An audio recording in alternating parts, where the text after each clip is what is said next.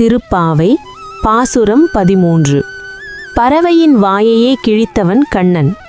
பொல்லாத அரக்கனை ஒரு நிமிஷத்துல வீழ்த்தியவன். அவனோட புகழ்தான் இந்த உலகத்தையே உயிரோட வைக்குது. அப்படிப்பட்ட கண்ணனை நினைச்சுதான் வள்ளல் மனசோட பசுக்களிலிருந்து பால் கறந்து அர்ப்பணிக்கிறாங்க. நாமும் அதே மாதிரி வாயால பாடி மனசால வணங்கி உள்ளம் மகிழ்ந்து கண்ணனை போற்றுவோம். ஈலோர் எம்பாவாய்.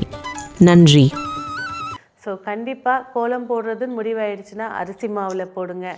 உங்களுக்கு தெரிஞ்ச ஏன்னா நிறைய பேர் ஃபோன் பண்ணி பாவக்காய் கோலம் போடலாமா, கம்பி கோலம் கம்பி கோலம்னா என்னென்னா சிவசக்தியுடைய ஐக்கியங்க. இந்த கம்பி கோலம் போடும்போது பாருங்க இப்படி இழுப்பாங்க, 2 கோடாக தான் வரும் கோலத்தில். அது முழுக்க முழுக்க சிவசக்தியோட ஐக்கியம். எந்த வீட்டில் கணவன் மனைவி பிரச்சனை, வீடே பிரச்சனையாக இருக்குங்க, வாஸ்து பிரச்சனை இருக்குங்க, அது எது சொன்னாலும் சரிங்க, இந்த மார்கழி மாதம் மஞ்சள் தள்ளி தெரியுங்க.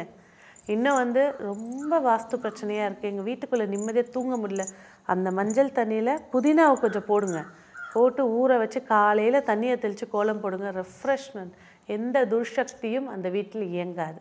ஸோ இந்த மார்கழி மாதம் எல்லோரும் கோலம் போடுங்க. உங்களோட கமெண்ட்ஸ் கொடுங்க, வீட்டில் எவ்வளோ சுபிக்ஷத்தை ஏற்படுத்தி கொடுத்துச்சு அப்படின்ற கமெண்ட்ஸ் கொடுங்க. நன்றி, வணக்கம்.